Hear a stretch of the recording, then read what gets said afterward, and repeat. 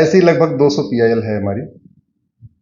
मैं पहले इंजीनियर था, आप जैसा ही था, मैं मारुति में था। सर एक क्वेश्चन है।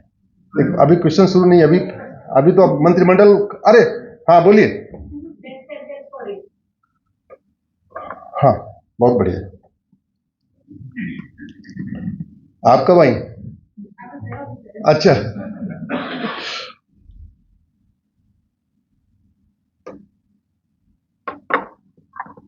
भारत में 80% हिंदू हैं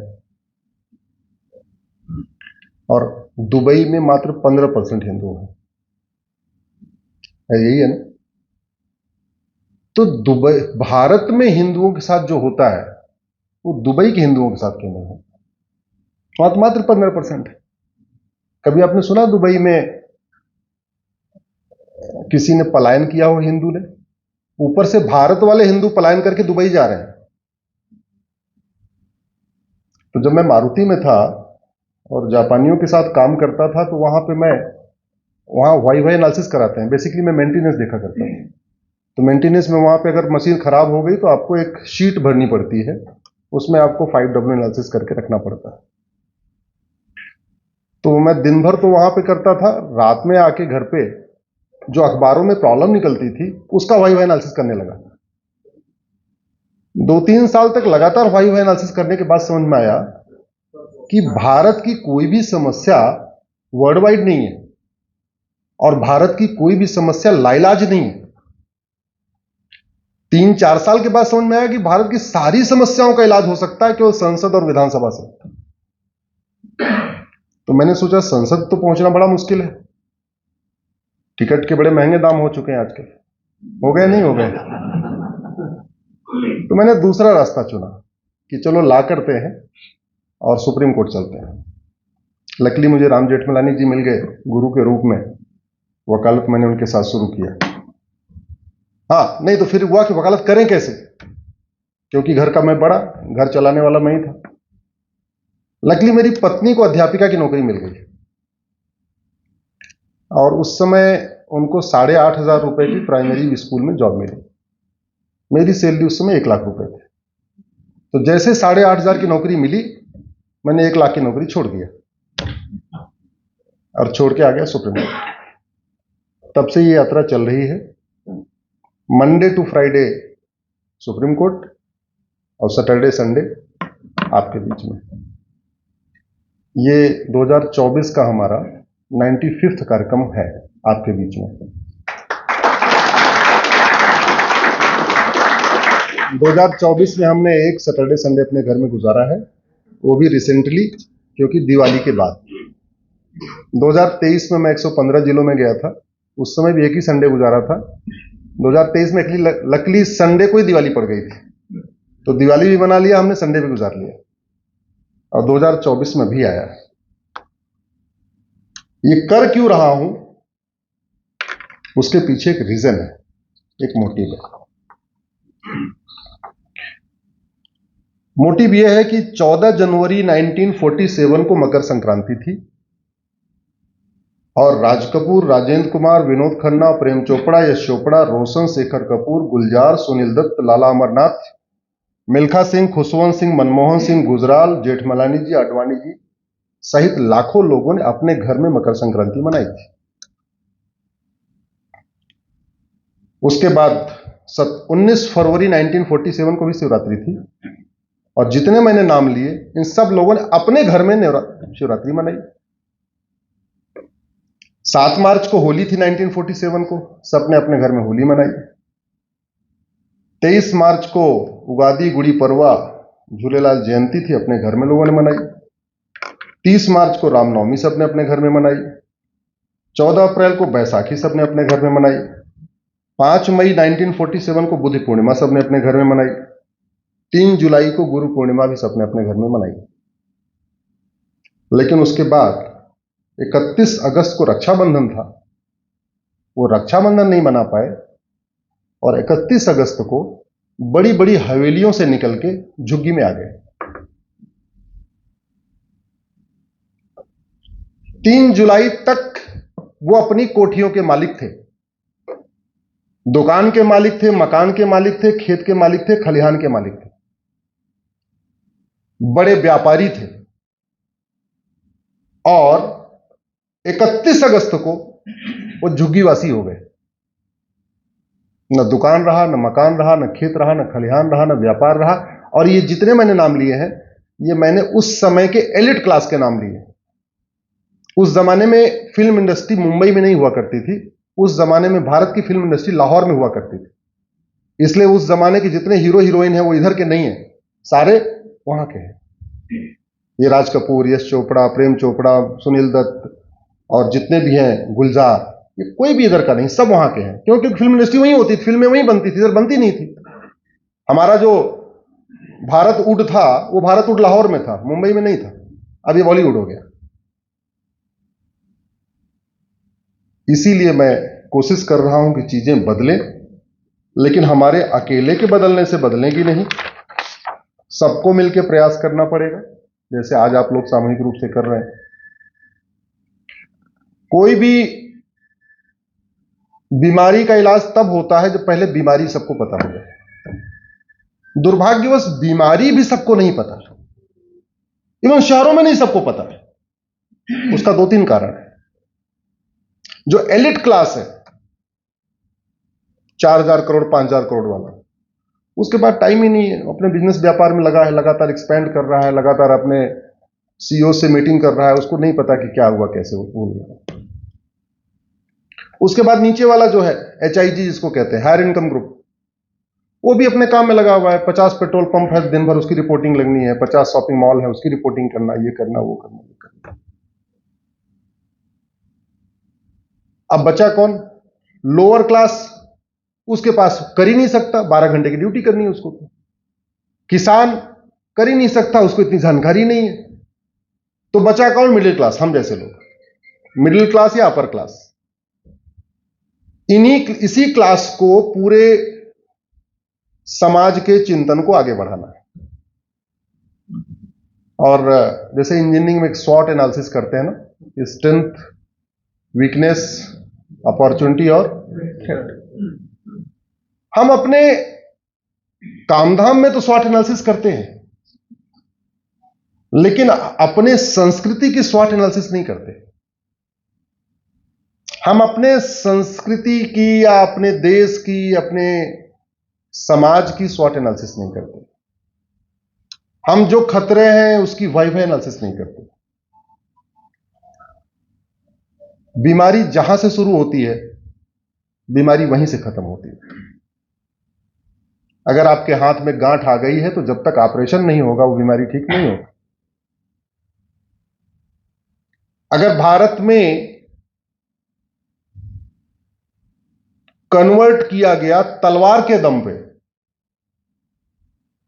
तो जिस स्पीड से कन्वर्जन हुआ उस स्पीड से घर वापसी तभी होगी जब सरकार फिर कुछ ऐसी योजना लागू करे कि लोग अट्रैक्ट होकर घर वापसी करना शुरू कर दें।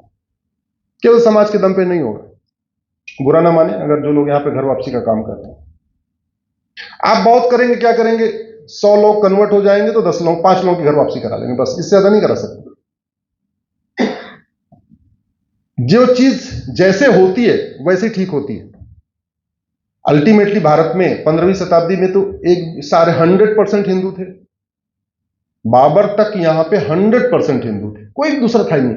और अगर मैं भारत की बात कर रहा हूं, मतलब भारत, पाकिस्तान, बांग्लादेश, आज की डेट में भारत, पाकिस्तान, बांग्लादेश मिला के 66 करोड़ कन्वर्टेड हिंदू हैं। तो 66 करोड़ लोग कन्वर्ट हो गए, आज की डेट में हो गए। पहले तो कमी हुए थे, पॉपुलेशन बाद में बढ़ती गई।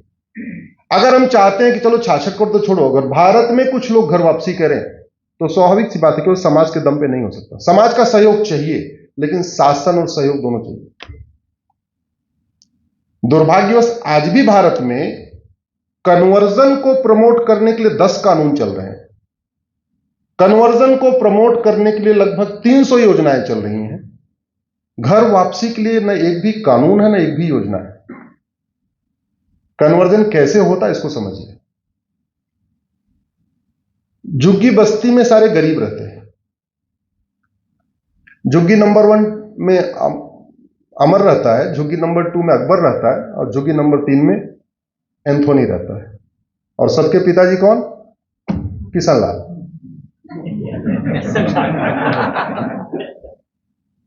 ठीक है। अब आप लोग बहुत सीरियस हो गए, इसलिए मैं थोड़ा सा आपको लाइट कर दूं। विषय भी बहुत सीरियस होने वाला है। अब झुग्गी नंबर अकबर और एंथोनी को 1,000 रुपए वजीफा मिल रहा है। कहां से मिल रहा है? माइनॉरिटी अफेयर मिनिस्ट्री के अंतर्गत। लेकिन अमर को 1,000 रुपए नहीं मिल रहा है। अमर अपने टीचर से पूछता है कि साहब वो अकबर एंथोनी को 1,000 मिल रहा है, मुझे क्यों नहीं मिल रहा है? अमर भी उतना ही गरीब है जितना अकबर है। तो बोला तुम्हें नहीं मिलेगा, तुम तो हिंदू हो। मतलब हिंदुस्तान में हिंदू होना एक बैकड्रॉप हो चुका है। फिर क्या करें? तुम भी अकबर बन जाओ, एंथोनी बन जाओ। अब सोचता अकबर बनूंगा तो कई काम करने पड़ेंगे, टोपी लगानी पड़ेगी, कई सारे काम करने पड़ेंगे। तो क्या करता है, नाम तो अपना अमर रखता है, रिलीजन वाले कॉलम में वो क्रिश्चियन लिखवा देता है। नाम उसका अमर है, लेकिन उस 1,000 रुपए के वजीफे के लिए क्या बन जाता है? वो क्रिश्चियन। अब 1,000 रुपए मिलना जब शुरू हो जाता है, फिर उसको ब्लैकमेलिंग शुरू हो जाती है। भाई तू तो 1,000 रुपए लेता है, तू तो क्रिश्चियन है यार, तेरे हाथ में रक्षा कैसे है? वो रक्षा काट के निकाल देता है। तेरे हाथ में गले में कैसे है? निकाल देता है। तेरे लड़की है, तेरे माथे पे बिंदी कैसे है? वो बिंदी हटा देती है। तेरे गले में क्रॉस तो है ही नहीं है, तू तो 1,000 रुपए लेता है, फिर क्रॉस पहन लेता है। और ये किसके पैसे से हो रहा है? आपके। ये आपके पैसे से हो रहा है। अमीर हिंदुओं के पैसे से गरीब हिंदुओं का कन्वर्जन हो रहा है, और अमीर हिंदुओं को ही नहीं पता है कि मेरे पैसे का उपयोग क्या हो रहा है। इसलिए मैंने पीएल फाइल किया कि आप माइनॉरिटी कमीशन चला रहे हो, माइनॉरिटी अफेयर मिनिस्ट्री चला रहे हो, मदरसे चला रहे हो, मिशनरी स्कूल चला रहे हो माइनॉरिटी के नाम पे, वक्फ बोर्ड चला रहे हो माइनॉरिटी के नाम पे, वक्फ ट्रिब्यूनल चला रहे हो। लेकिन ये तो बताओ माइनॉरिटी है कौन? यूएन कहता है एनी ग्रुप और community which is socially, economically, politically non dominant and inferior in population less than 1%। ये यूएन की डिफिनेशन है। हमने आज तक यूएन की डिफिनेशन को भी भारत में अडॉप्ट नहीं किया। भारत के संविधान में माइनॉरिटी शब्द केवल 2 बार आया, केवल 2 बार। आर्टिकल 29 में आया, आर्टिकल 30 में आया। क्या आया, क्यों आया? उसका एक कारण था, विभाजन हुआ था, मजहब के आधार पर हुआ था। जो लोग यहां रुक रहे थे, रफी अहमद किदवई जैसे लोग, उन्होंने बोला साहब ऐसा है, विभाजन हो चुका है, सरकार हिंदुओं की बनेगी, कल को ऐसा हो कि हमें अपने कल्चर को फॉलो करने से रोक दें, हमें अपने त्योहार मनाने से रोक दें। तो बोले ठीक है, आर्टिकल 29 में minorities have right to custom, right to culture. फिर उन्होंने बोला साहब ऐसा हम यहां रहेंगे तो कम से कम हमारे बच्चों को अपनी अपनी किताबें पढ़ने की छूट मिलनी चाहिए, बाइबल कुरान मिलने की छूट मिलनी चाहिए। बोले ठीक है, you have right to establish school, right to administrate, article 20। लेकिन कौन है माइनॉरिटी, ये कहीं लिखा नहीं। मेरा व्यक्तिगत मत यह है कि भारत में केवल यहूदी, पारसी और बहाई और 1-2 और मान लीजिए, इसके अलावा कोई माइनॉरिटी हो ही नहीं सकता। लेकिन 1992 में एक ही तीर से 2 निशान साधा गया। एक माइनॉरिटी एक्ट बनाया गया, उसको नेशनल माइनॉरिटी कमीशन एक्ट कहते हैं, और उससे एक तरफ हिंदुओं को आपस में बांट दिया, जैन, बौद्ध और सिख को माइनॉरिटी घोषित कर दिया। हिंदू जैन का झगड़ा, हिंदू बौद्ध का झगड़ा, हिंदू सिख का झगड़ा 1992 के पहले इतना नहीं था। जो झगड़ा बढ़ा है उस कानून के कारण बढ़ा है।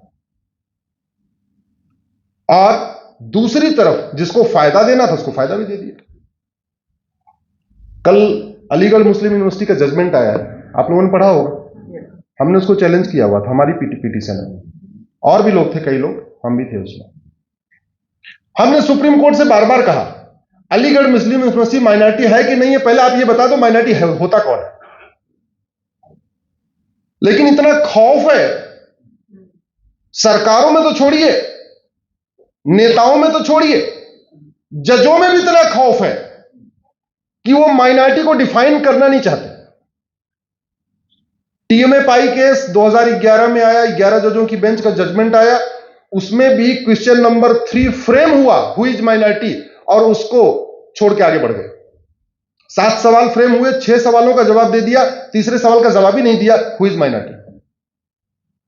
बाल पाटिल केस 2005 में आया, 3 जजों की बेंच का जजमेंट, उसमें यह सब तो कह दिया कि माइनॉरिटी मेजॉरिटी खत्म करो, जितने जल्दी होगा इनको खत्म करो, माइनॉरिटी कमीशन नहीं होना चाहिए, माइनॉरिटी कमिटी नहीं होनी चाहिए, मजहब के आधार पर कुछ भी नहीं होना चाहिए, वो भी हट गए, माइनॉरिटी कौन होना चाहिए। पिछले हफ्ते सुप्रीम कोर्ट का 3 जजों की बेंच का जजमेंट आया, जिसमें जस्टिस चंचूड़ ने वो जजमेंट लिखा। यूपी में मदरसा का मामला था, शायद आप लोगों ने पढ़ा हो, उसमें भी वो मदरसे पे चर्चा की है, माइनॉरिटी कौन इस पर नहीं चर्चा की। और अभी कल 7 जजों की बेंच का जजमेंट आया, जिसमें 4-3 से स्प्लिट हो गया वर्डिक्ट, उसमें भी अलीगढ़ मुस्लिम यूनिवर्सिटी माइनॉरिटी है, लेकिन माइनॉरिटी कौन है ये नहीं पता। ये देश का दुर्भाग्य है।